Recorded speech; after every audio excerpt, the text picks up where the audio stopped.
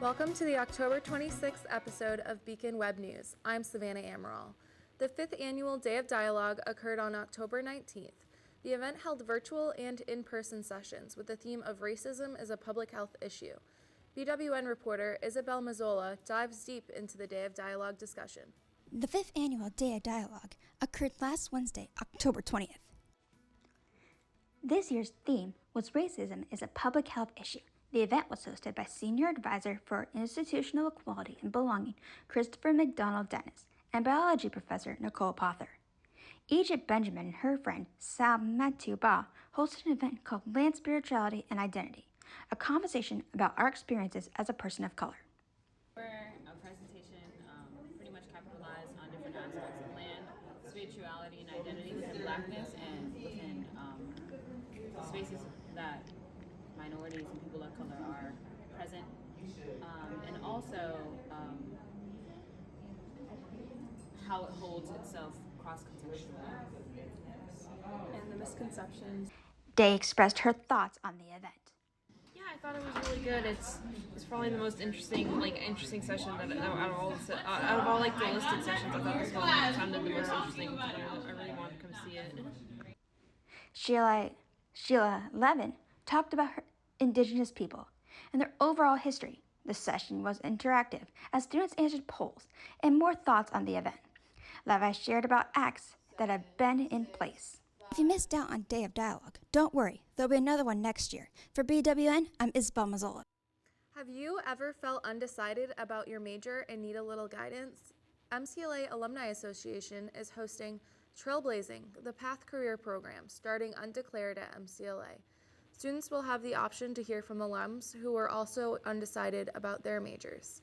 This event will take place on October 27th at 12 p.m. to 12:50 p.m. in Mark Hopkins Room 107. Register here with the link below. Do you love Halloween costumes and roller coasters? Then this trip is for you. The Student Activities Council is hosting a destination trip to the Fright Fest at Six Flags in Agawam, Massachusetts. This trip will occur on October 28th from 4 p.m. to 11 p.m. The bus leaves MCLA at 4 p.m. Television and Film Society will be hosting a Survivor Halloween theme event called Terrifying, Frightening, and Scary. The event will be held in Sullivan Lounge on Friday, October 28th at 7:30 p.m. The club is still looking for 6 players to participate in their horror movie challenge that are both physical and non-physical. The winner will win a free ticket to any movie showing at the Movieplex 8 this semester. If you have questions, please email Jayla Horton at the email below. BWN reporter Sarah Tomzik gets an exclusive interview with the admins of popular Instagram account MCLA Confessions. An Instagram Tomzik account is discovers taking over more the about campus buzz lately. That account is called MCLA Confessions. The account was created last fall semester. The original idea behind the account, according to the admins of MCLA Confessions, stated, it was supposed to be a page solely for people to meet other people and misconnection things, but that didn't really take off. Now the account's purpose is for people to anonymously share any thoughts or comments about MCLA life. The admins believe students use it because it's a big way for people to let out their frustrations about things, and some people even try to make connections with other students. We feel it's been a fun way to bond as a campus. Originally, MCLA Confessions started with 2 people, but with more submissions, they added 3 more admins. Recently, they've been posting daily due to the amount of submissions they get.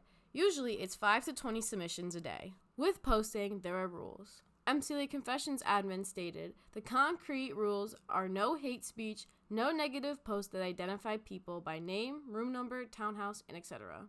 The admins tend to delete these bad submissions. They also made public comments about worrisome posts, but the account has never gotten any implication that anyone was in serious danger. If there was a threat to the school, the admins would report it. The biggest controversy about MCLA Confessions is that the account is biased towards certain groups on campus, such as Greek life and more. The students around MCLA gave their thoughts about the popular Instagram account. I think they're funny. I think it's much needed. We need a humor account. I think it's kind of funny, kind of corny.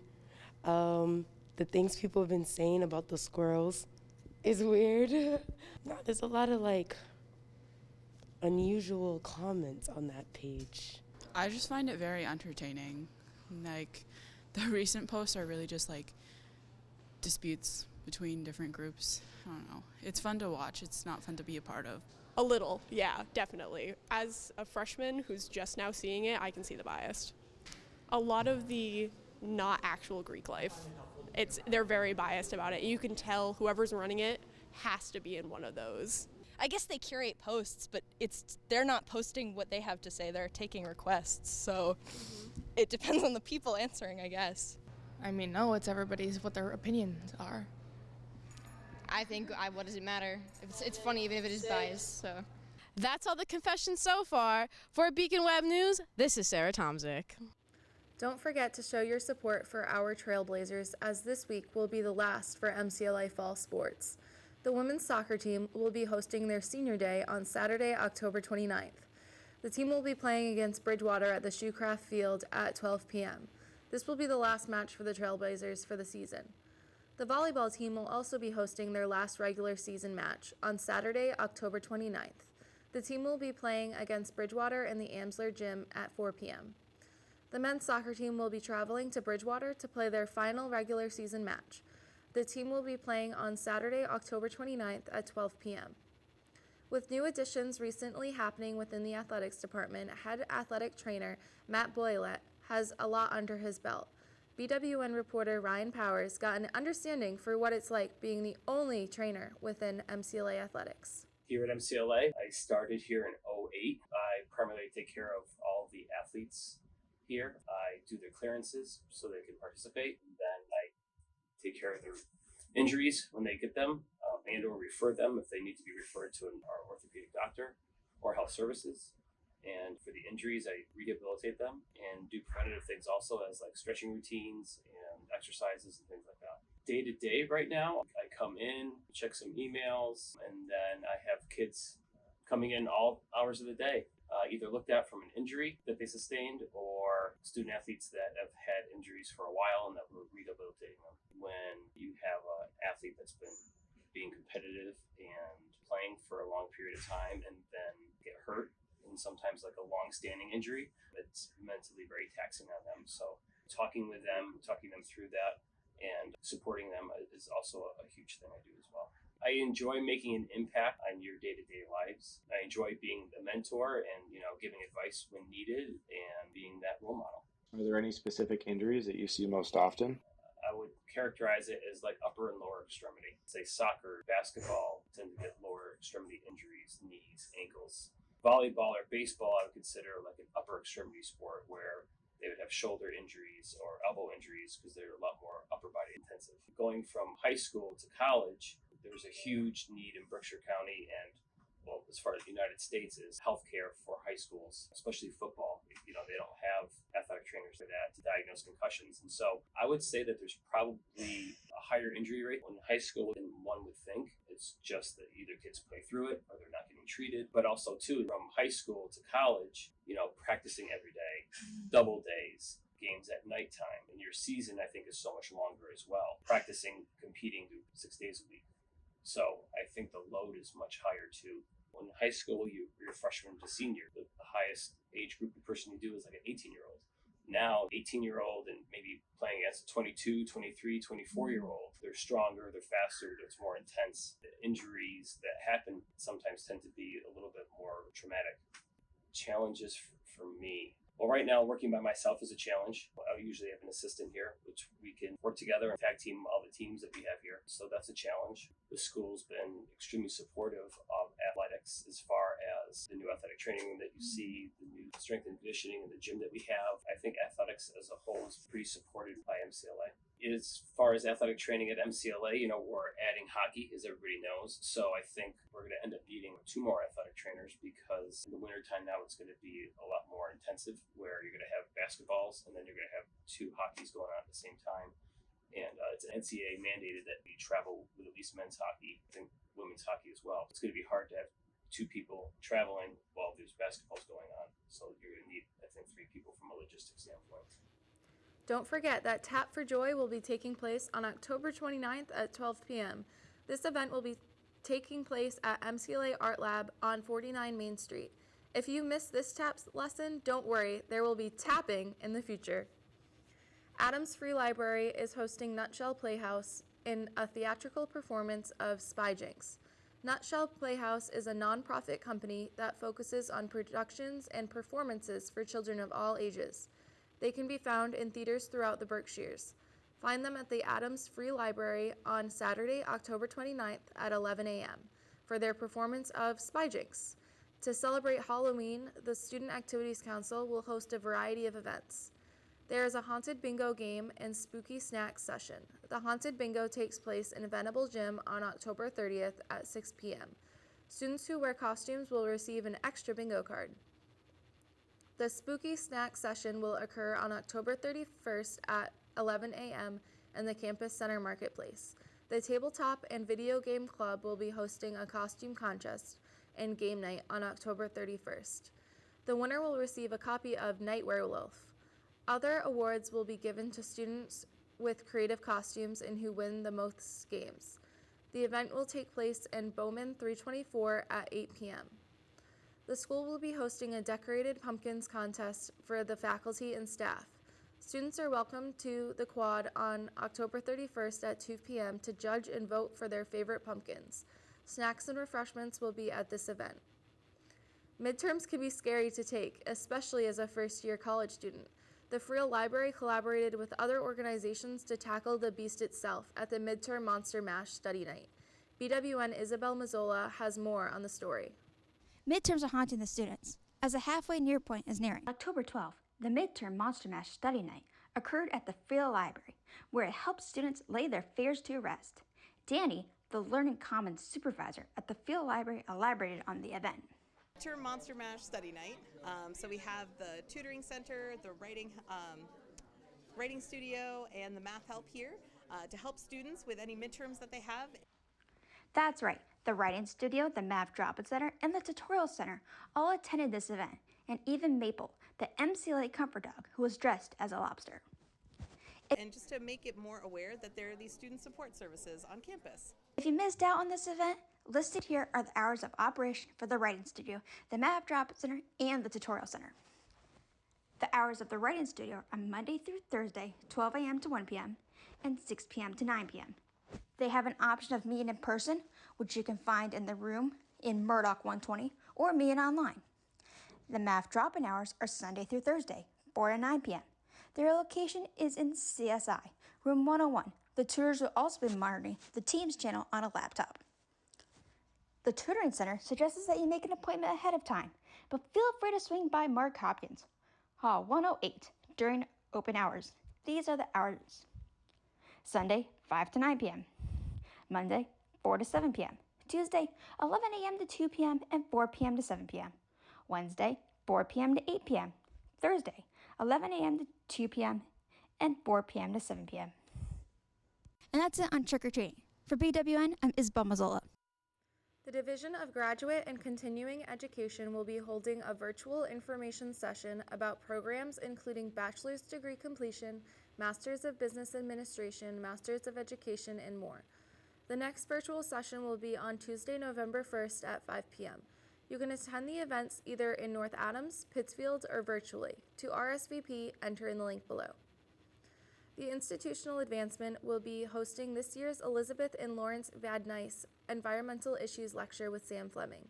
Sam Fleming is the co-founder, executive director of 100 Gardens, TED speaker, and STEM advisor for the Aquaponics Association. If interested, this lecture will be held in Murdoch 218 on November 1st at 6 p.m. Musicians and scholars of Black American music, Jake Blount, will be performing at MCLA. Blount's music unravels topics such as Black and Indigenous histories of popular American folk tunes to climate change. The concert will be on November 2nd at 7 p.m. in the Church Street Center. MCLA students get in this event for free with their student IDs, and non-student tickets are $10. The wait is finally over. The theater department fall main stage production, The Tempest by Shakespeare, is finally taking place on November 4th, 5th, 11th, and 12th at 8 p.m. in Venable Theater. The last showing of The Tempest will be on November 13th at 2 p.m., 4 p.m. in the Venable Theater. The English and Communications Department will be hosting a creative writing alumni reading on Tuesday, November 8th. Dozens of English and Communications alumni will be returning to campus to read from their creative work and to tell stories to current students about their lives as writers and creative folks forging interesting and varied paths after graduation. Recently, there have been some course-altering changes made to the Communications Department here at MCLA. BWN reporter Ryan Powers listens to the perspective of Communications Professor Michael Birch and finds out what these changes are. The current situation is that there's really just one full-time tenure-track professor serving the communications program and a one-year visiting professor. We're lucky to have found Professor Darren Johnson, who is not only familiar with all of the necessary journalistic practices, but he's also able to teach beyond those processes and procedures. He's also able to sort of teach the full set of Adobe Creative Cloud applications, which, as all students know, is so central to their work. Professor Nabolski has been a long-time adjunct professor. He'd not only given a great deal to the MCLA community, but he had a considerable amount of time within the area and had given also to the local community. I know that many students miss him. I can also say that he misses them too, and he would like me to convey that to every student. His heart was in the college, and I think he's moved on. I hope to better things for him.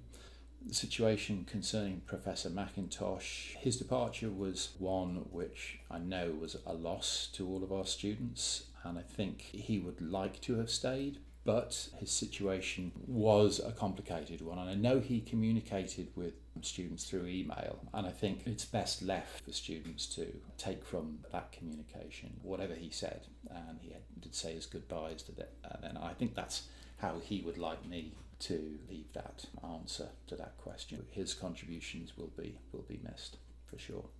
If I'm saying anything in a more sort of direct way, I don't think there really have been many professors in the department. If we look at the numbers in the college, there probably was about 80 students assigned to the English department. They have 6 professors. In the communications wing, there is approaching 30 students, and there is only one full-time tenured professor.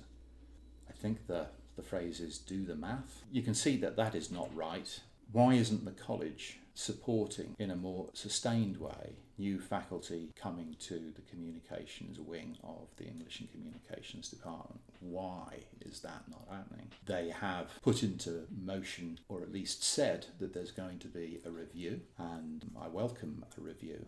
But that review is going to be something which there is a kind of full and open and transparent process. At this particular point, I have been informed about very little. You'll be aware of the decision to get rid of AVID. I understand in some ways the decision making around that, but in other ways it makes absolutely no sense whatsoever. The institution has not really been forthcoming in listening. When a piece of technology is so central to a department's mission, you have to ask, why do that?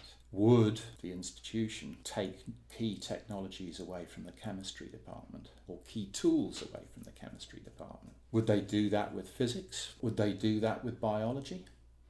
I don't think so. And trying to take our technology away is one thing, but they wouldn't do it to any other department, and I don't think they should have done it in this particular instance. So there's no discussions that have taken place about that, and I do think that is not okay. It's the sort of experiences which employers are crying out for. As I have been told in one quarter, say, well, students can use their cell phones to make films. I would say film production is more than that, and students need to have really good technology so that they can go into the market after they leave the job market and secure jobs with their experience that they've acquired here. So if the college can be more clear, that would be a good thing. But the other thing that they need to do is to make the investment. And that investment is something which they clearly did do. It's just that the pendulum has swung somewhat, and at this particular time there's a rather deafening silence when it comes to what are we going to do. There's a considerable strain for faculty members, not just doing research and preparing good class experiences for students. There's also the added sort of burden of writing grants, looking for more money. And I think there's only so much one person, let alone, two, can do. And what we need is, to be supported, really. For more stories, check out the Beacon's new website, theonlinebeacon.com. That was this episode of Beacon Web News. Make sure to follow us on Instagram, Twitter, and TikTok at MCLA_BWN. Also, subscribe to our YouTube channel, MCLA Beacon. This is Savannah Amaral. Thank you for tuning in and see you next episode.